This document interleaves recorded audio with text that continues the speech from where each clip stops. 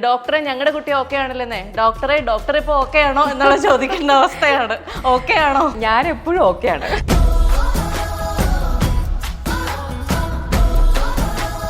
ശരിക്കും സത്യം പറയുകയാണെങ്കിൽ ഞാൻ സരിനോടും അങ്ങനെ ഇഷ്ടമാണെന്ന് പറയില്ല, സരിൻ എന്നോടും അങ്ങനെ ഇഷ്ടമാണെന്ന് പറയില്ല. പക്ഷെ ഇറ്റ് വാസ് അണ്ടർസ്റ്റുഡ്. ലൈക്ക് കുറച്ച് കഴിഞ്ഞ സമയത്ത് അതങ്ങനെ അങ്ങ് സംഭവിച്ചു പോയി. മറ്റൊരു രാഷ്ട്രീയ പാർട്ടിയിലേക്ക് മാറുന്നു. അതിന്റെ പേരിൽ രാഷ്ട്രീയത്തിലേ ഇല്ലാതിരുന്ന ഭാര്യ ഒരുപാട് സൈബർ ബുള്ളിയിങ് നേരിടുന്നു. ഞാൻ ഫേസ്ബുക്കിൽ ഇട്ട ഒരു പോസ്റ്റിന്റെ പേരിൽ ഞാൻ ഇരവാദം മുഴക്കുകയാണ്, എനിക്ക് സൈബർ അറ്റാക്ക് വന്നു എന്ന് പറഞ്ഞ് കരഞ്ഞ് സഹതാപം വോട്ട് പിടിക്കുകയാണ് എന്നൊക്കെ പറഞ്ഞ് അത് പറഞ്ഞ ആളുകൾ പലരും നമുക്ക് വേണ്ടപ്പെട്ട അറിയുന്ന അത് സത്യത്തിൽ വ്യക്തിപരമായിട്ടൊരു വിഷമം തന്നെ.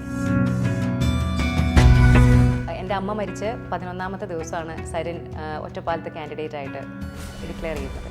ഞാൻ 11ാം തീയതി സരിൻ്റെ ക്യാമ്പയിന് വേണ്ടി പോയ ആളാണ്.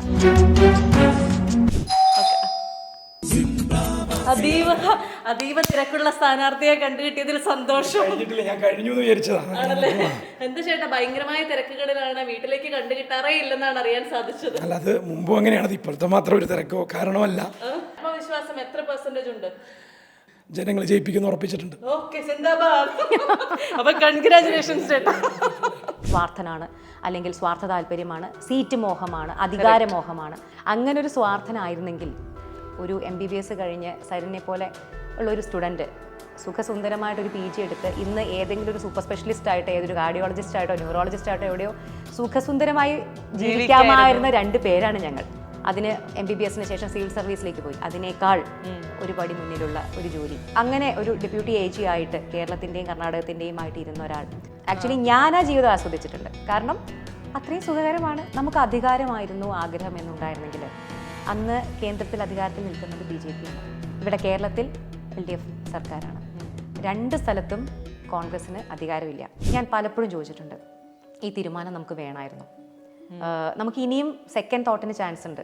അപ്പോഴും സരിന് ഒരൊറ്റ ഉത്തരമേ ഉള്ളൂ, എനിക്ക് പിന്നോട്ടൊരു നടത്തമില്ല. Hello everyone, welcome to the show. ഡോക്ടറെ ഞങ്ങളുടെ കുട്ടി ഓക്കെ ആണോ എന്ന് പുസ്തകം എഴുതിയ എഴുത്തുകാരിയായ ഡോക്ടർ, അങ്ങനെ സ്വന്തമായ ഒരു ലേബലിലൊക്കെ വളരെ സന്തോഷത്തോടെ സമാധാനത്തോടെ പോയിക്കൊണ്ടിരുന്ന ഡോക്ടർ പെട്ടെന്നൊരു ദിവസം അറിയപ്പെടുന്നത് പാലക്കാട് നിയമസഭാ മണ്ഡലത്തിലെ ഇടതുപക്ഷ സ്വതന്ത്ര സ്ഥാനാർത്ഥി ഡോക്ടർ P. സരിൻ്റെ ഭാര്യയായിട്ടാണ്. വളരെ സ്നേഹത്തോടെ സ്വാഗതം ചെയ്യാം doctor Soumya Sarin. Welcome to the show. Thank you. ഡോക്ടറെ ഞങ്ങളുടെ കുട്ടി ഓക്കെ ആണല്ലേ? ഡോക്ടർ ഇപ്പൊ ഓക്കെ ആണോ എന്നുള്ള ചോദിക്കുന്ന അവസ്ഥയാണ്. ഓക്കെ ആണോ? കുട്ടികളെ ഓക്കെ ആക്കണമെങ്കിൽ ആദ്യം ഡോക്ടർ ഓക്കെ ആവണമല്ലോ. അതുകൊണ്ട് ഞാൻ എപ്പോഴും ഓക്കെയാണ്. നമ്മൾ ആലോചിക്കാത്തത്, മനസ്സിൽ പോലും കാണാത്ത വിവാദങ്ങളാണ് ഓരോ ദിവസവും ഉണ്ടായിക്കൊണ്ടിരിക്കുന്നത്. ആത്മസംയമനം പാലിക്കാൻ സാധിക്കുന്നുണ്ടോ? ഒരു ഡോക്ടർമാരുടെ ജീവിതം ഏകദേശം ഇതുപോലൊക്കെ തന്നെയാണ്. ഞങ്ങളെ സംബന്ധിച്ചിട്ട്, അല്ലെങ്കിൽ ഏതൊരു ഡോക്ടറെ സംബന്ധിച്ചിട്ട് എപ്പോൾ എന്ത് വരും എന്ന് പറയാൻ പറ്റാത്തൊരു ജീവിതമാണ് ഞങ്ങളുടെ, അല്ലേ?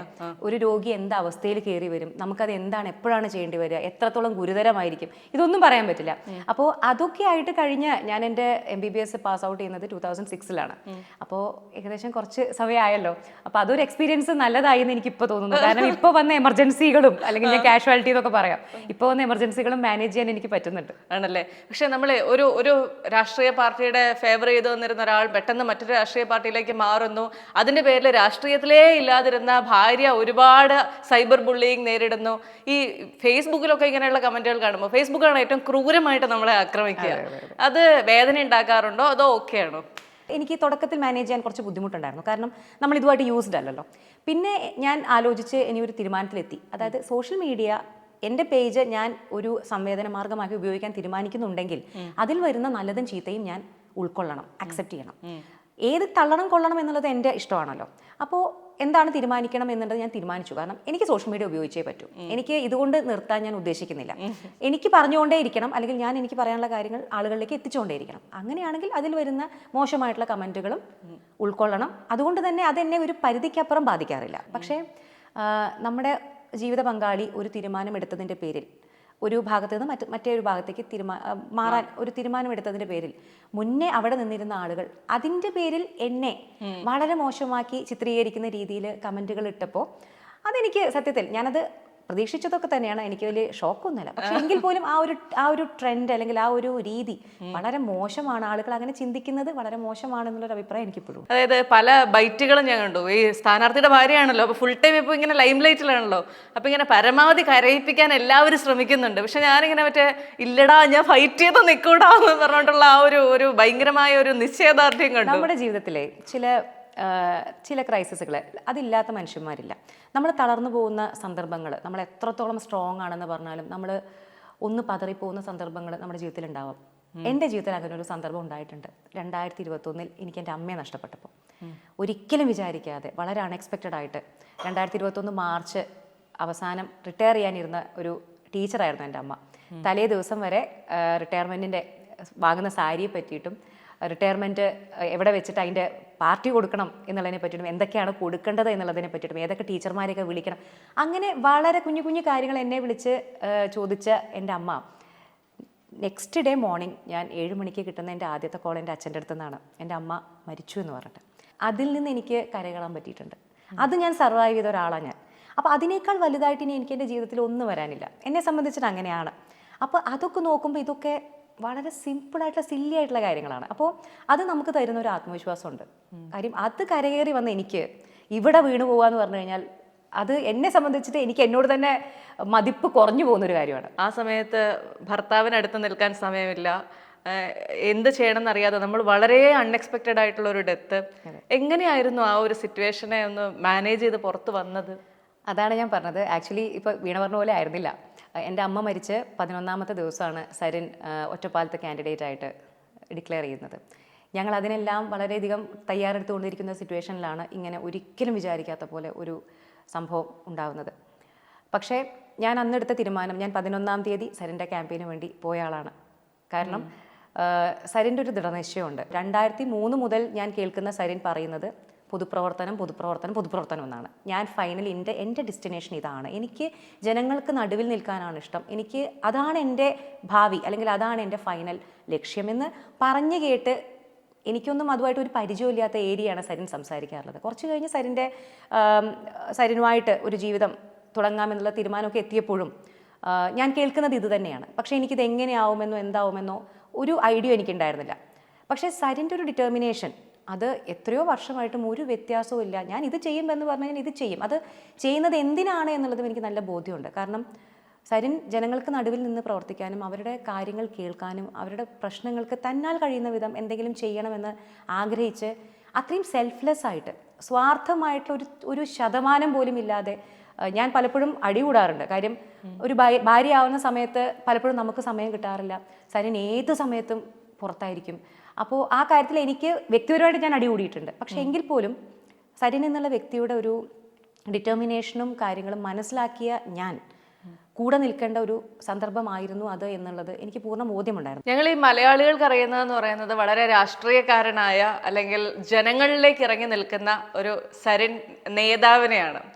അതിനപ്പുറത്തേക്കുള്ള സരിനുണ്ടല്ലോ, ആ ഒരു പ്രണയം പറയാൻ മടിച്ചു നിൽക്കുന്ന, അല്ലെങ്കിൽ എങ്ങനെ ആ പെൺകുട്ടിയോടൊരു ഇഷ്ടമുണ്ടെന്ന് പറയാതെ പറയുന്ന ആ ഒരു കാലഘട്ടമില്ലേ, അത് എങ്ങനെയായിരുന്നു സത്യത്തിൽ? പരിചയപ്പെടുമ്പോൾ എൻ്റെ അടുത്ത സുഹൃത്താണ് സരിനെ. അവർ അടുത്തടുത്ത നമ്പറുകളാണ്, അങ്ങനെയാണ് പരിചയപ്പെടുന്നത്. അപ്പോൾ ക്ലാസ്സിലെ റെപ്രസെൻറ്റേറ്റീവ് ആണെന്നൊക്കെ പറഞ്ഞ് പരിചയപ്പെട്ടു. പിന്നെ ഇടയ്ക്കിടയ്ക്ക് ഞാൻ ഈ TV-യിലൊക്കെ ക്യൂസ് പ്രോഗ്രാംസ് കാണും. അപ്പോൾ സരിനൊരു ക്യൂസറായിരുന്നു അന്ന്. സരിൻ്റെ ഒരു ഗുണമെന്ന് പറഞ്ഞു കഴിഞ്ഞാൽ എവിടെ ക്യൂസിന് പോയാലും സരിൻ ഫസ്റ്റ് പ്രൈസ് അടിച്ചിട്ടേ വരും. പിന്നെ ഞാൻ സരിൻ്റെ ക്യൂസുകൾ നേരിട്ട് കാണാൻ, ഇപ്പോൾ എൻ്റെ കോളേജിൻ്റെ ഒക്കെ അടുത്ത് വരുമ്പോൾ കോളേജ് ക്യൂസുകളൊക്കെ വരുന്ന സമയത്ത് നേരിട്ട് കാണാൻ തുടങ്ങി. അപ്പോൾ സരിൻ്റെ ഈ ക്യൂസിനൊരു ബസർ റൗണ്ട് എന്ന് പറഞ്ഞിട്ടൊരു സംഭവമുണ്ട്. ബസർ റൗണ്ടിൽ സരിൻ ചിലപ്പോൾ അതുവരെയുള്ള ബസർ റൗണ്ട് നോർമലി ലാസ്റ്റ് റൗണ്ടാണ് ഉണ്ടാവുക. അതായത് ഫസ്റ്റ് ബസർ അമർത്തി പറയുക. അതുവരെയൊക്കെ ചിലപ്പോൾ സരിൻ കുറച്ച് പോയിന്റുകൾക്കൊക്കെ പിന്നിലായിരിക്കും, വേറെ കോളേജുകളും ഒക്കെ ആയിരിക്കും മുന്നിൽ. പക്ഷേ ലാസ്റ്റ് ബസർ റൗണ്ട്, അപ്പോൾ സരിൻ്റെ കൂടെ കോമ്പറ്റ് ചെയ്യുന്ന ആളുകൾക്ക്, ഇവരൊക്കെ സുഹൃത്തുക്കളായിരിക്കുമല്ലോ, അവരെപ്പോഴും പറയും എടാ ബസർ റൗണ്ട് ലാസ്റ്റ് ആണെങ്കിൽ പോയി. കാര്യം സരിൻ ബസർ റൗണ്ട് അടിച്ച് തകർക്കും. അതോടുകൂടി നമ്മൾ എത്ര പോയിന്റ് എടുത്തിട്ടുണ്ടെങ്കിലും സരിൻ അതിനെ ആ പറഞ്ഞ പോലെയാണ്. സരിൻ ക്വസ്റ്റ്യൻ ലാസ്റ്റ് ആക്കാൻ പോലും സമ്മതിക്കില്ല, അതിന് മുമ്പ് ബസർ അമർത്തിയിട്ടുണ്ടായിരിക്കും. അപ്പോൾ ഇതൊക്കെ നമുക്ക് കാണുമ്പോൾ ആക്ച്വലി എനിക്ക് ഭയങ്കര ആരാധനയായിരുന്നു സരിൻ്റെ അടുത്ത്. അങ്ങനെയാണ് ആക്ച്വലി എനിക്ക് പ്രണയത്തെക്കാൾ കൂടുതൽ എനിക്ക് സരിനോട് തോന്നിയത് ഒരു ആരാധന. കാരണം സരിൻ ഒരു സാധാരണ, ഞാനും അതെ, ഒരു സാധാരണ സ്കൂളിൽ പഠിച്ചു വളർന്ന ഞങ്ങൾ രണ്ടുപേരും അച്ഛനമ്മമാരൊക്കെ വളരെ ഇടത്തരം മിഡിൽ ക്ലാസ് ഫാമിലിയിൽ നിന്ന് പഠിച്ച്, അപ്പോൾ അങ്ങനെ വരുന്ന ബാക്ക്ഗ്രൗണ്ടിൽ നിന്ന് വരുന്ന കുട്ടികൾ, അപ്പോൾ സരിൻ്റെ കൂടെ കോമ്പറ്റ് ചെയ്യുന്ന പല കുട്ടികളെന്ന് പറഞ്ഞാൽ കോൺവെൻറ്റിൽ നിന്നും അങ്ങനെയൊക്കെ വളരെ സൊഫിസ്റ്റിക്കേറ്റഡ് ആയിട്ടുള്ള അതിന് ട്രെയിനിങ് ഒക്കെ കിട്ടി. സരിൻ എപ്പോഴും പറയുന്നുണ്ട്, എൻ്റെ ക്യുസിൻ്റെ ആദ്യ ബുക്ക് എന്ന് പറയുന്നത് എഞ്ചുവടിയാണ്. ഈ ബസ്സിലൊക്കെ ലൈൻ ബസ്സിൽ ഇരിക്കുന്ന സമയത്ത് പണ്ട് എഞ്ചുവടി വിൽക്കാൻ വരും, ഞാനും വായിക്കാറുണ്ട്. അതിൽ കുഞ്ഞു കുറേ ക്വസ്റ്റ്യൻസ് ഉണ്ടാവും, ക്യുസിങ് ക്വസ്റ്റ്യൻസ്. ഈ എഞ്ചുവടി വാങ്ങിയിട്ടാണ് ഞാൻ എൻ്റെ ക്യുസിങ് തുടങ്ങിയത്. അങ്ങനെ സരിൻ വായിക്കാത്ത ബുക്കുകളില്ല, അല്ലെങ്കിൽ ഏത് ബുക്ക് കണ്ടാലും വായിക്കും. അപ്പോൾ അങ്ങനെ നമുക്കൊരു ട്രെയിനിങ് കിട്ടാതെ സ്വന്തം കഠിന പ്രയത്നം കൊണ്ട്, അപ്പോൾ നമുക്ക് അങ്ങനെ തന്നെയുള്ള ഒരു വേറെ ആളെ കാണുമ്പോൾ, ആ രീതിയിൽ പൊങ്ങി വരുന്ന ഒരാളെ കാണുമ്പോൾ നമുക്ക് തോന്നുന്ന ഒരു ഇഷ്ടവും ആരാധനയൊക്കെ ഉണ്ടല്ലോ. അപ്പോൾ സരിനെ ആക്ച്വലി എനിക്ക് അതായിരുന്നു സരിനോട് തോന്നിയത്. അത് ഈ പറയുന്ന പോലെ ഒരു വെറും ഒരു പ്രണയം അല്ലെങ്കിൽ അങ്ങോട്ട് ഐ ലവ് യു പറയുക അങ്ങനെയൊന്നും ആയിരുന്നില്ല. അപ്പോൾ ഇങ്ങനെ ഞാൻ സരിനെ കുറേ കാലം I was just watching him, like ഇങ്ങനെ കണ്ട് അപ്പോൾ അതിൽ ഒരു ഫയർ ഞാൻ സരിനിൽ അപ്പോഴേ കണ്ടിട്ടുണ്ടായിരുന്നു. കാര്യം എന്തെങ്കിലുമൊക്കെ ചെയ്യണം, എന്തെങ്കിലുമൊക്കെ ആവണം, അല്ലെങ്കിൽ എന്തെങ്കിലുമൊക്കെ ആളുകൾക്ക് വേണ്ടി ചെയ്തു കൊടുക്കണം. ഇത് നമ്മുടെ ലൈഫ് എന്ന് പറയുന്നത് ആരും അറിയാതെ, ആരും അൺമാർക്ഡ് ആയിട്ട് പോകരുത്. നമ്മളിവിടെ നമ്മുടെ ഒരു മുദ്ര പതിപ്പിച്ചു പോകണം എന്നുള്ളൊരു ഭയങ്കരമായിട്ടുള്ളൊരു അംബീഷൻ അത് സരിന് ആ സമയം മുതൽക്ക് തന്നെ ഞാൻ കണ്ടിട്ടുണ്ട്. അപ്പോൾ അങ്ങനെ തുടങ്ങിയ ഒരു ബന്ധമാണ് ആക്ച്വലി ഞങ്ങൾ ശരിക്കും സത്യം പറയുകയാണെങ്കിൽ ഞാൻ സരിനോടും അങ്ങനെ ഇഷ്ടമാണെന്ന് പറഞ്ഞില്ല, സരിന് എന്നോടും അങ്ങനെ ഇഷ്ടമാണെന്ന് പറഞ്ഞില്ല. പക്ഷേ ഇറ്റ് വാസ് അണ്ടർസ്റ്റുഡ്. വളരെ കംഫർട്ടബിൾ ആയിട്ട് സിവിൽ സർവൻ്റ് ആയിട്ടുള്ള ഒരാൾ ഞാൻ ഈ ജോലി രാജിവെക്കുക എന്ന് പറയുമ്പോഴത്തേക്കും ഒരു ഭാര്യയ്ക്ക് ഉണ്ടാവുന്ന ഞെട്ടലുണ്ടല്ലോ, അത് ഭയങ്കരമല്ലേ. കാരണം ആദ്യമൊക്കെ അങ്ങനെ പറയുമെങ്കിലും നമ്മളത് തമാശ പറയായിരിക്കും എന്നൊക്കെ പറഞ്ഞു വിടും. പക്ഷെ ഇത് സംഭവം സീരിയസ് ആണ് എന്ന് മനസ്സിലാക്കുമ്പോൾ ഒരു ഞെട്ടലില്ലേ, ആ ഞെട്ടലിലൂടെ കടന്നു പോയിരുന്നോ അതോ പ്രിപ്പയർഡ് ആയിരുന്നോ? ഞെട്ടൽ എന്ന് പറഞ്ഞു കഴിഞ്ഞാൽ ഞാൻ കുറച്ചു മുമ്പ് പറഞ്ഞ പോലെ 2003 മുതൽ കേൾക്കുന്നതാണ് ഞാനത്. അതായത് ഇതാണ് എൻ്റെ ലക്ഷ്യം, ഇതാണ്. അന്ന് നമ്മുടെ വയസ്സ് എത്രയാണ്? 2003 എന്ന് പറയുമ്പോൾ ഞങ്ങൾ 3rd ഇയർ, ഒരു 20 വയസ്സ്. അപ്പോൾ ആ സമയത്തെ പക്വത എന്താണ്? കാര്യമായിട്ട് ചെയ്തോട്ടെ എന്ന് അപ്പൊ വിചാരിച്ചു. നമുക്കറിയില്ല ജീവിതം എന്താണ്, അതിന്റെ വെല്ലുവിളികൾ എന്താണ്, ഒന്നും അറിയാത്തൊരു പ്രായമാണ്. അപ്പൊ അതൊക്കെ കേൾക്കുമ്പോൾ എനിക്ക് ഭയങ്കര എക്സൈറ്റ്മെന്റ് ആയിരുന്നു. നല്ലതല്ലേ, നല്ല കാര്യമല്ലേ. അപ്പൊ നമ്മൾ ഈ സിനിമയിലൊക്കെ കാണുന്ന രാഷ്ട്രീയക്കാരും വളരെ അങ്ങനെയുള്ള, അപ്പൊ അന്നൊരു ബോധമില്ലാത്ത രീതിയിൽ ഓക്കെ പറഞ്ഞു. അത് കഴിഞ്ഞ് കുറച്ചുകൂടി കഴിഞ്ഞപ്പോൾ എനിക്ക് മനസ്സിലായി സരിൻ പറഞ്ഞ അതേ പാതയിലാണ് പോകുന്നത്. MBBS കോഴിക്കോട് മെഡിക്കൽ കോളേജിൽ പൂർത്തിയാക്കി. ഹൗസ് ഏജൻസി എൻ്റെ അടുത്ത് പറഞ്ഞു എനിക്ക് 1 കൊല്ലം പോലും കളയാനില്ല. കാരണം സരിൻ എപ്പോഴും തിടുക്കമാണ്, വെപ്രോളാണ്. അതിപ്പോൾ ഇപ്പോഴും നിങ്ങൾ കാണുന്നുണ്ടായിരിക്കും. ഏതിനും ഭയങ്കര പങ്ക്ച്വലാണ്, സിസ്റ്റമാറ്റിക് ആണ്. എനിക്ക് 1 കൊല്ലം, അതായത് എല്ലാവരും ചെയ്യുക എന്താ, ഒരു ഡിഗ്രിയൊക്കെ കഴിഞ്ഞ് സിവിൽ സർവീസിന് ആളുകൾ കുത്തിയിരുന്ന് പഠിക്കും. കാരണം ഇത് ലക്ഷക്കണക്കിന് ആളുകൾ പരീക്ഷ എഴുതുന്നതിൽ വെറും വിരലിലെണ്ണാവുന്നവർക്ക് കിട്ടുന്ന ഒരു ജോലിയാണ്. അപ്പൊ അതിലേക്കുള്ള പ്രിപ്പറേഷൻ എന്ന് പറഞ്ഞു കഴിഞ്ഞാൽ ചില്ലറയല്ല. ഈ വർഷത്തിൽ ഞാൻ ഹൗസ് ഏജൻസിയും ചെയ്യും, അതിന്റെ കൂടെ തന്നെ ഞാൻ പ്രിപ്പയർ ചെയ്യും. എനിക്ക് സമയം കളയാനില്ല. അപ്പോൾ ഈ ഒരു വർഷം തന്നെ ഞാൻ അപ്പിയർ ചെയ്യും. ഈ ഹൗസ് ഏജൻസി കഴിയുന്നതിൻ്റെ കൂടി തന്നെ ഞാൻ സിവിൽ സർവീസിൻ്റെ UPSC എക്സാമിന് എനിക്ക് അപ്പിയർ ചെയ്യണം.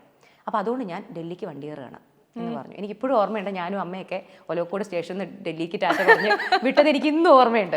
അങ്ങനെ ഇവിടുന്ന് ഡൽഹിക്ക് വണ്ടി കയറി അവിടെ ഒരു ചെറിയ മുറിയിൽ, അതായത് ഒരു നിന്ന് തിരിയാൻ വഴിയില്ലാത്തൊരു മുറിയിൽ ആളിരുന്ന് അവിടെ സമയം, അതായത് ഹൗസ് ഏജൻസി എന്ന് പറഞ്ഞാൽ തന്നെ അത്രയും കഷ്ടപ്പാടുള്ളൊരു സമയമാണ്. കാരണം ഞങ്ങൾക്ക് നിന്ന് തിരിയാൻ സമയം കിട്ടാത്ത ഒരു ജോലി തിരക്കുള്ള അവിടെ ആ ജോലിയും എടുത്ത് കിട്ടുന്ന സമയം കൊണ്ട് UPSC എക്സാം ട്രെയിനിങ്ങും അതിനും പോയി. ഫസ്റ്റ് അറ്റംപ്റ്റിലാണ് സരിൻ ക്ലിയർ ചെയ്ത് 555ാമത്തെ റാങ്ക് ആയിരുന്നു. ആ സമയത്താണ് ഞങ്ങളുടെ വിവാഹം. 2009 ഞങ്ങൾ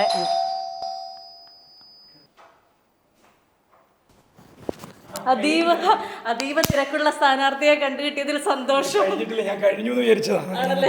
എന്ത് ചേട്ടാ, ഭയങ്കരമായ തിരക്കുകളിലാണ്, വീട്ടിലേക്ക് കണ്ടുകിട്ടാറേ ഇല്ലെന്നാണ് അറിയാൻ സാധിച്ചത്. അല്ല, അത് മുമ്പും അങ്ങനെയാണ്, ഇപ്പോഴത്തെ മാത്രം ഒരു തിരക്കോ കാരണമല്ല. ഞാനൊരു പൂർണ്ണമായ ഒരു സോഷ്യൽ അനിമലാണ് എന്ന് വിശ്വസിക്കുന്ന ഒരാളാണ്. പേഴ്സണൽ ടൈം കണ്ടെത്താറുണ്ടില്ല എന്നല്ല. ജനങ്ങളുടെ ഇടയിൽ അങ്ങനെ ഒരു പരാതി ഉണ്ടോ? ഇല്ല, അങ്ങനെ അവർക്ക് അവരോടൊപ്പം നിൽക്കുന്ന ഒരാളെയാണല്ലോ വേണ്ടത്, ഒരാളും നാഥനുമായിട്ടുള്ള ഒരാളെ.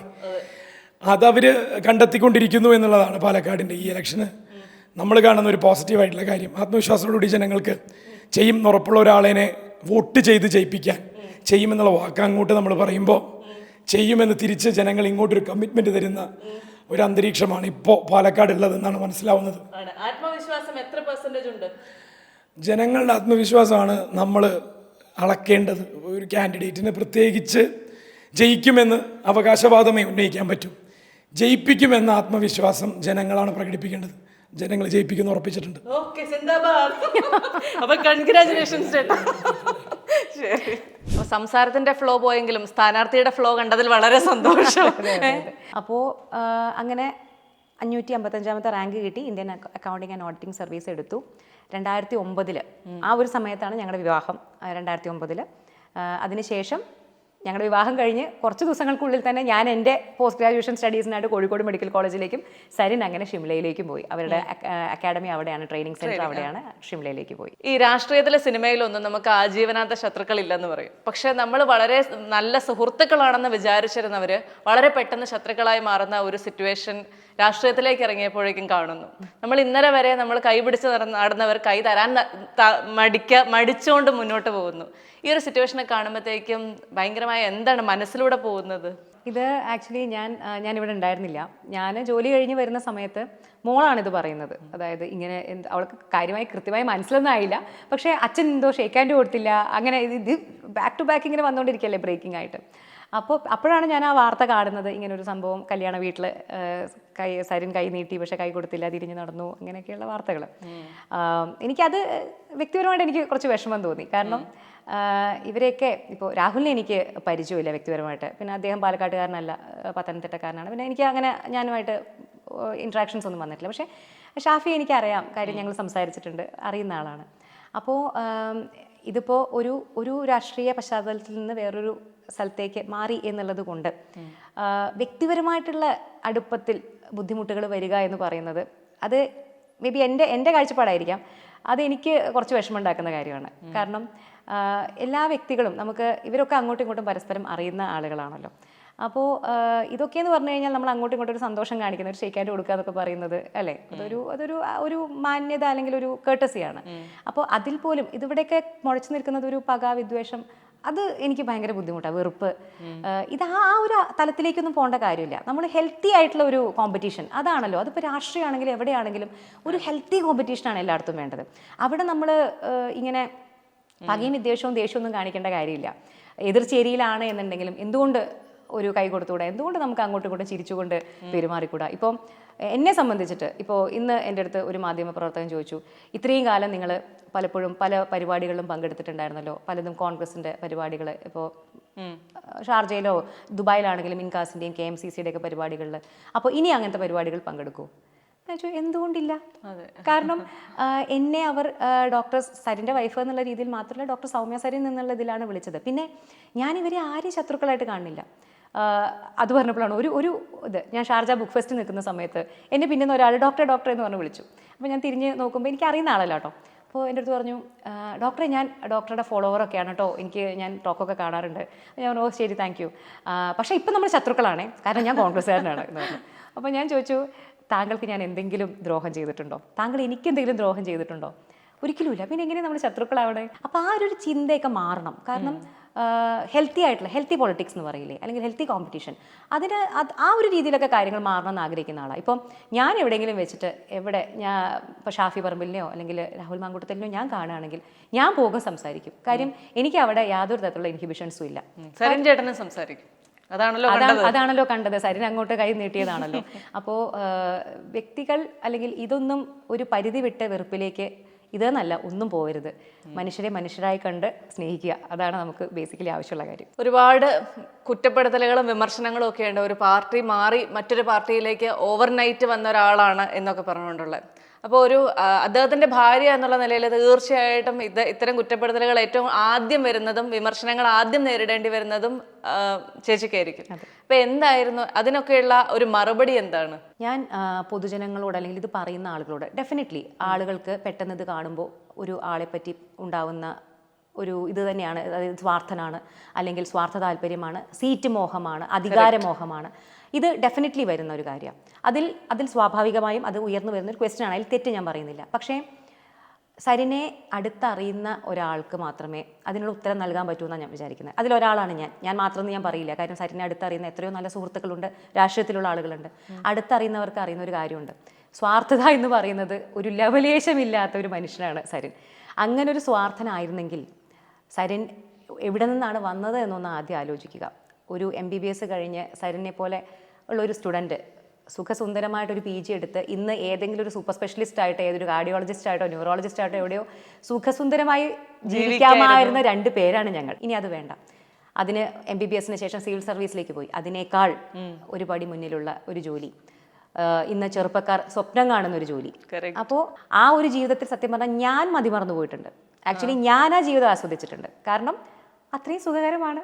അപ്പോൾ എല്ലാ രീതിയിലും നോക്കുമ്പോഴും ആ ഒരു സ്റ്റാറ്റസും കാര്യങ്ങളും അധികാരവും എല്ലാം ഉണ്ടായിരുന്ന ഒരു ജോലിയായിരുന്നു അത്. ആ ഒരു സന്ദർഭത്തിൽ ഞാൻ വിചാരിച്ചതാണ് സൈരൻ ഇങ്ങനെ എപ്പോഴും ജോലി വിടും, പൊതുപ്രവർത്തന രംഗത്തിലേക്ക് വരുമെന്നൊക്കെ പറയുമ്പോൾ ആ ഒരു ജീവിതം കുറച്ചു കാലം ജീവിച്ചപ്പോൾ ഞാൻ വിചാരിച്ചു സൈരൻ ഇത് മറക്കും. പക്ഷേ എന്നിട്ടും ആ ജോലിയിൽ സൈരൻ നിന്നത് വെറും 2011 മുതൽ 2016 വരെയുള്ള വളരെ ചെറിയൊരു 5 വർഷമാണ്. അപ്പോൾ അധികാരമായിരുന്നു, ഇങ്ങനെയുള്ള കാര്യങ്ങൾ അല്ലെങ്കിൽ സുഖലോലുപതയായിരുന്നു ആവശ്യമെന്നുണ്ടെങ്കിൽ സൈരൻ അവിടെ ഇരുന്നാൽ മതിയായിരുന്നു. ഞങ്ങൾക്ക് 2 പേർക്കും ഇന്ന് ഞങ്ങൾ എവിടെയോ നല്ല രീതിയിൽ ജീവിക്കുമായിരുന്നു. അതും വേണ്ട എന്ന് വിചാരിച്ച് ഞങ്ങൾക്ക് രാഷ്ട്രീയത്തിൽ ഒരു ഗോഡ് ഫാദറും ഇല്ല, ഞങ്ങൾക്ക് രാഷ്ട്രീയ പശ്ചാത്തലമില്ല, ഞങ്ങളുടെ 2 പേരുടെയും ഫാമിലിയിൽ അങ്ങനെ ആരുമില്ല. അങ്ങനെ ഒരു സ്ഥലത്തേക്ക് സൈരൻ ഒറ്റയ്ക്ക് പോവുകയാണ് ചെയ്തത്. അവിടെ ഒറ്റപ്പാലത്ത് നിന്ന് സ്വന്തമായി സൈരൻ്റെ ആ സമയത്തെ സ്ട്രഗിള് കണ്ടിട്ട് ഞാൻ പലപ്പോഴും ചോദിച്ചിട്ടുണ്ട്, ഈ തീരുമാനം നമുക്ക് വേണമായിരുന്നു, നമുക്ക് ഇനിയും സെക്കൻഡ് തോട്ടിന് ചാൻസ് ഉണ്ട്, നമ്മുടെ ജോലി പോയി അത് പോട്ടെ, ഒരു MBBS കയ്യിലുണ്ട്, നമുക്ക് ഇനിയും വേണമെങ്കിൽ പോസ്റ്റ് ഗ്രാജുവേഷൻ ചെയ്യാം, അതിന് സമയപരിധി ഒന്നുമില്ല, എപ്പോൾ വേണമെങ്കിൽ ചെയ്യാം, നമുക്ക് ഇനിയും ഒരു ഡോക്ടറായിട്ട് ജോലി ചെയ്യാം, വൈകിട്ടില്ല, നമ്മൾ ഈ ഒരു തീരുമാനം തിരിച്ചു പോകണോ? ഞാനിത് പലതവണ എത്രയോ തവണ സൈരനോട് ചോദിച്ചിട്ടുണ്ട്. അപ്പോഴും സൈരൻ്റെ ഒരൊറ്റ ഉത്തരമേ ഉള്ളൂ, എനിക്ക് പിന്നോട്ടൊരു നടത്തമില്ല. ഇതൊക്കെ ഞാൻ ഈ സ്ട്രഗിളൊക്കെ ഞാൻ എൻജോയ് ചെയ്ത് ചെയ്യുന്നതാണ്, പല സ്ഥലത്തു നിന്നുണ്ടായ ബുദ്ധിമുട്ടുകൾ. അപ്പോൾ നമുക്കൊരു ഭാര്യ എന്നുള്ള രീതിയിൽ സൈരൻ്റെ മുന്നേ ഉള്ള ജീവിതം കണ്ട ഒരാൾ എന്നുള്ള രീതിയിൽ എനിക്കിത് കാണുമ്പോൾ വ്യക്തിപരമായിട്ട് എനിക്ക് വേദനിക്കും. അപ്പോൾ ഞാൻ പലപ്പോഴും ഇമോഷണലി ഡിസ്റ്റർബ്ഡ് ആയിട്ടുണ്ട്. പക്ഷേ സൈരൻ അതിലൊന്നും ഒരു തരത്തിലും ഒരു വിഷമമോ അല്ലെങ്കിൽ അങ്ങനെ ഒരു പിന്നോട്ട് ഞാൻ കണ്ടിട്ടില്ല. എപ്പോഴും അത് എൻജോയ് ചെയ്തിട്ട് എനിക്കിതിൽ സന്തോഷമാണ്, ഞാൻ ഇതിലാണ് എൻ്റെ സന്തോഷം കാണുന്നത്. ഇതൊക്കെ ഇതിൻ്റെ പാർട്ടാണ്. ഒരു ദിവസം എനിക്ക് ഞാൻ ആഗ്രഹിക്കുന്ന കാര്യങ്ങൾ ചെയ്യാൻ സാധിക്കും എന്ന് പറഞ്ഞ് മുന്നോട്ട് പോയ ഒരാളാണ്. ഈ സ്ഥാനാർത്ഥിയുടെ ഭാര്യ എന്നുള്ള ലേബൽ അഴിച്ചു വെച്ച് കഴിഞ്ഞാൽ ഉള്ളിൻ്റെ ഉള്ളിൽ രാഷ്ട്രീയമില്ലായിരുന്നെങ്കിൽ ഞങ്ങളുടെ ജീവിതം വേറൊരു വളരെ മനോഹരമായ ഒരു ഡ്രീമി സാധനമായിരുന്നേനെ എന്നൊരു തോന്നൽ എപ്പോഴെങ്കിലും വന്നിട്ടുണ്ടോ? അങ്ങനെ ഒരു തോന്നൽ എനിക്ക് ഉണ്ടായിരുന്നു ഏകദേശം 2014-15 സമയത്തൊക്കെ. ഞാൻ പറഞ്ഞല്ലോ സൈലന്റ് സിവിൽ സർവീസിൽ ഇരിക്കുന്ന സമയത്ത് അന്ന് ഞാൻ ചിന്തിച്ചിട്ടുണ്ട്, ഈശ്വര ഈ രാഷ്ട്രീയം എന്ന് പറയുന്നതൊന്നും തലേന്ന് പോയിരുന്നെങ്കിൽ നല്ല രീതിയിൽ അങ്ങനെ ജീവിച്ചു പോകായിരുന്നല്ലോ എന്ന് ചിന്തിച്ചിട്ടുണ്ട്. പക്ഷേ കുറച്ച് കഴിഞ്ഞപ്പോൾ എനിക്ക് മനസ്സിലായി സൈരൻ ഇതിൽ ഒരു സംതൃപ്തിയില്ല, സന്തോഷമില്ല. സൈരൻ ആഗ്രഹിക്കുന്നത് വേറെ പലതുമാണ്. അപ്പോൾ അങ്ങനെ ആഗ്രഹിക്കുന്ന ഒരാളെ നമ്മളിവിടെ ഇങ്ങനെ ചരടില്ലാതെ കെട്ടിയിട്ട് കഴിഞ്ഞാൽ ഫൈനലി നമ്മുടെ ജീവിതത്തിൻ്റെയും സന്തോഷവും സമാധാനവും ഒക്കെ നഷ്ടപ്പെടും. അപ്പോൾ അതിൽ അർത്ഥമില്ല എന്നുള്ളത് ഒരു ദിവസം കൊണ്ട് വന്ന ബോധോദയമൊന്നുമല്ല കേട്ടോ. എനിക്ക് കുറച്ച് കാലം കൊണ്ട് ഞാൻ മനസ്സിലാക്കിയെടുത്തു, ഇതിൽ അർത്ഥമില്ല, ഞാനിങ്ങനെ നിർബന്ധിച്ചിട്ട് കാര്യമില്ല, സ്വതന്ത്രമാക്കി വിടുക, അതാണ് ഏറ്റവും നല്ലത് ഏതൊരു മനുഷ്യയും. അപ്പോൾ അതൊരു ബുദ്ധിമുട്ടുള്ള തീരുമാനം തന്നെയായിരുന്നു. കാരണം വളരെ വളരെ വളരെ ആശങ്കകൾ, എന്താണ് മുന്നോട്ട്, ഭർത്താവ് ഒരു ജോലി വിട്ട് വേറൊരു ജോലിയിലേക്കല്ല പോകുന്നത്, ഒരു ജോലി ഇല്ലായ്മയിലേക്കും ഒരു അനിശ്ചിതാവസ്ഥയാണ്. കാര്യം എന്ത് സംഭവിക്കും, ഇതിൽ എന്തെങ്കിലും നമുക്ക് ചെയ്യാൻ പറ്റുമോ, നമ്മളെ ആരെങ്കിലും അക്സെപ്റ്റ് ചെയ്യുമോ, പിന്നെ ഫിനാൻഷ്യലായിട്ടോ കാര്യം ഒരു സെക്യൂരിറ്റിയോ ഇല്ലല്ലോ. അപ്പോൾ സരിനായതുകൊണ്ട് തന്നെ ഒരിക്കലും ഇങ്ങോട്ടൊന്നും ഉണ്ടാവില്ല എന്ന് എനിക്കറിയാം, എല്ലാം അങ്ങോട്ടേ ഉണ്ടാവും. അപ്പോൾ ആളെ എനിക്ക് അറിയുന്നത് കൊണ്ട് തന്നെ എനിക്ക് കുറേ ആശങ്കകളുണ്ടായിരുന്നു. കാരണം എല്ലാ ഉത്തരവാദിത്തങ്ങളും എൻ്റെ തലയിലേക്ക് ഷിഫ്റ്റ് ആവുകയാണ്.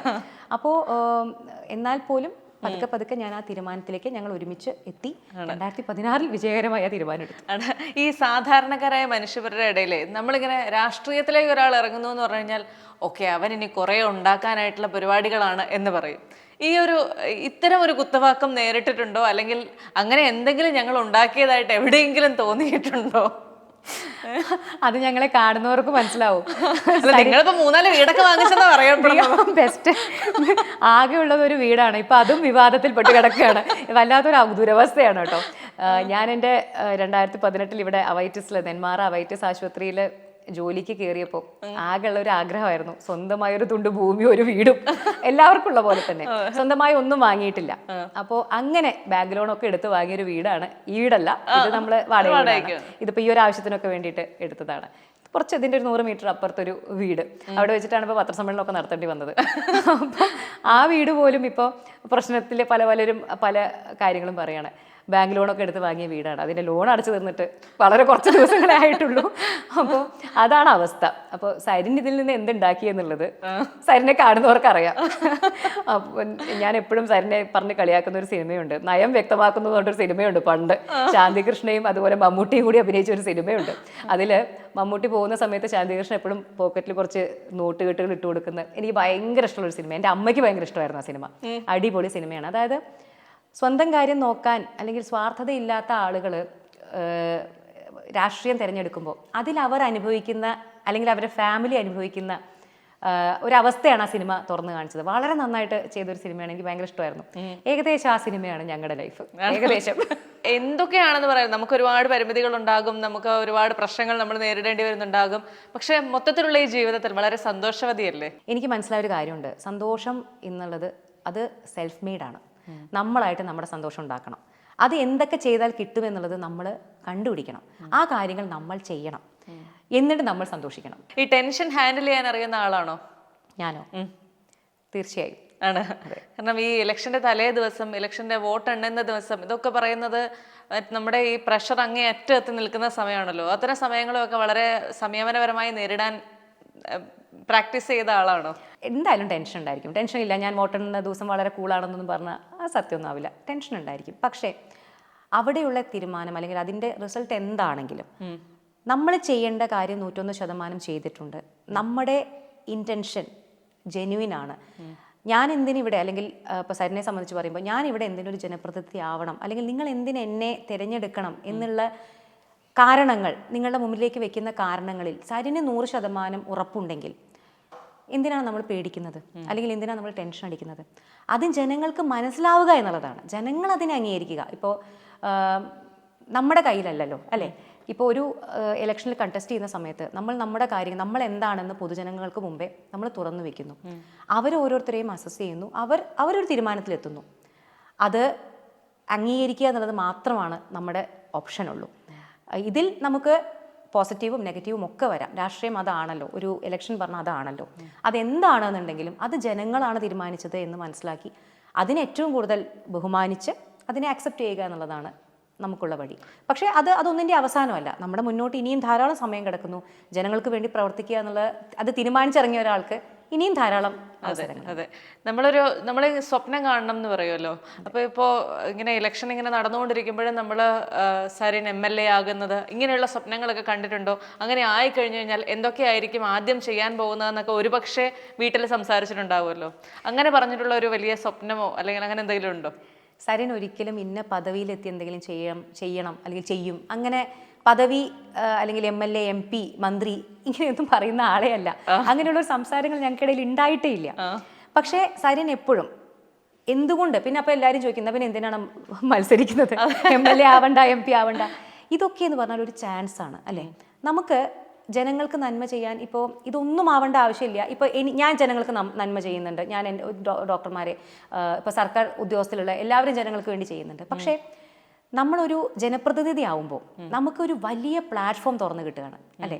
നമുക്ക് അവരിലേക്ക് എത്തിക്കാനുള്ള സഹായങ്ങൾക്ക് അല്ലെങ്കിൽ അവർക്ക് ചെയ്തു കൊടുക്കാനുള്ള ഒന്നുമല്ലാതെ നിൽക്കുന്ന ഒരു മനുഷ്യനിൽ നിന്ന് നമ്മളൊരു പദവിയിലേക്ക് എത്തുന്നതിലൂടെ നമ്മൾ ചെയ്യുന്ന അല്ലെങ്കിൽ നമ്മൾക്ക് കിട്ടുന്ന ഒരു ചാൻസ് ആണത്. ജനങ്ങളിലേക്ക് കൂടുതൽ ഇറങ്ങിച്ചെല്ലാനും നമുക്ക് അവർക്ക് കൊടുക്കാനുള്ള കാര്യങ്ങളിൽ ആ ഒരു തോത് ഭയങ്കരമായിട്ട് അതിന് വലിയൊരു വലിപ്പം സംഭവിക്കുന്നുണ്ട്.